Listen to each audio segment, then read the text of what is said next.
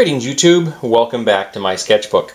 Here we have a classic Indian guitar with 3 blood runnels, and I really like this design. This is taken from something I saw in the real world.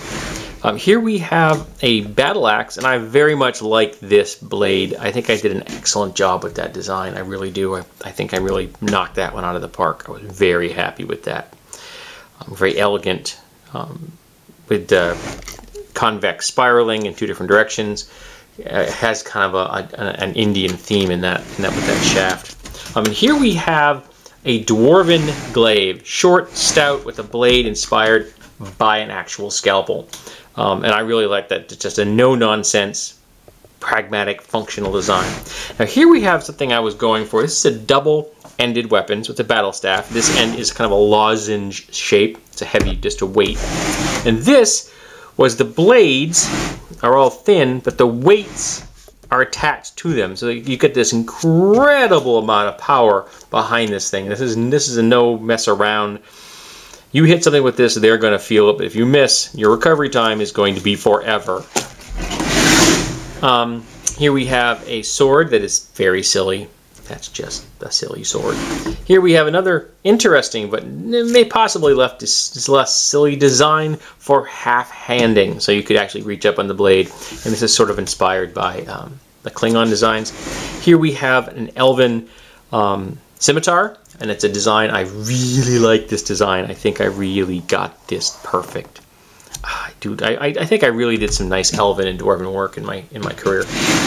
Here we have a kind of a cutlass with some magic runes in it, and there's a little serration chip for no apparent reason. I like this guard. I think I did a nice job. Here we have a one-handed chopping sword, kind of heavy, cut out to lighten it a little bit.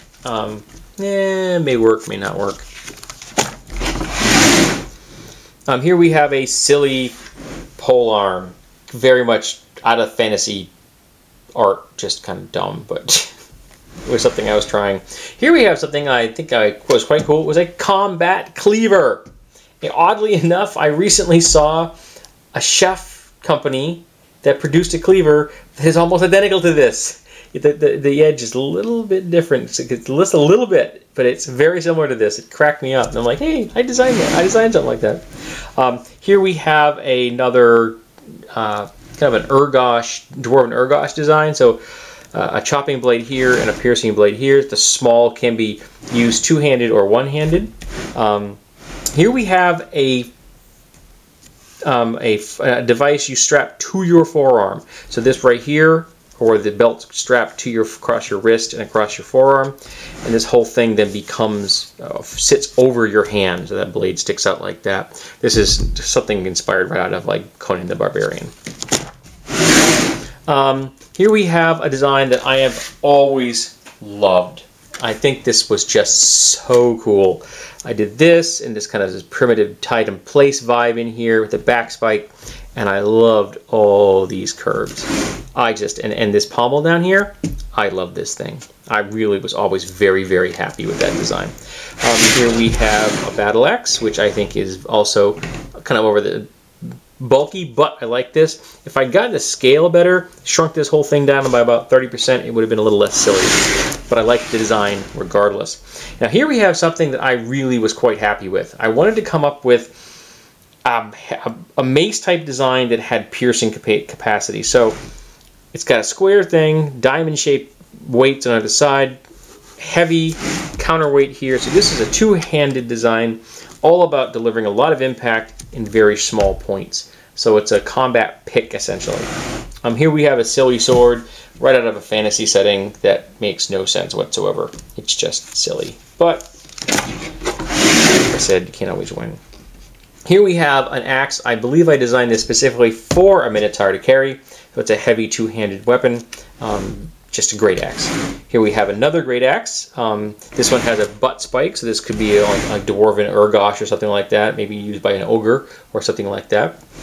I kind of like this design, even though it is very much like these things would snap off in the real world. But, you know, I still kind of like that design. Here we have I was trying to combine some ideas with Chinese weapons I'd seen. So you have this crisscross, and they're actually riveted together. So this would actually function as a weapon, though I'm still thinking these are a little thin. They might break off.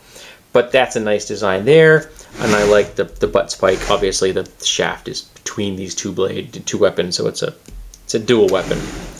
Here we have a guitar that's very heavy, designed for punching and slashing. And I quite like this design. I think I did a nice job with it. It's very chunky, but I still think it's usable. Here we have something going for a very utilitarian, modern axe design.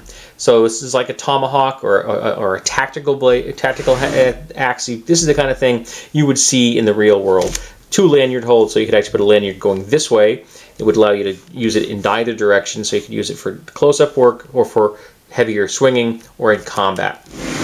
Here we have another dwarven ergosh design, spike on this end, inward curving blade, so you have a convex blade here, and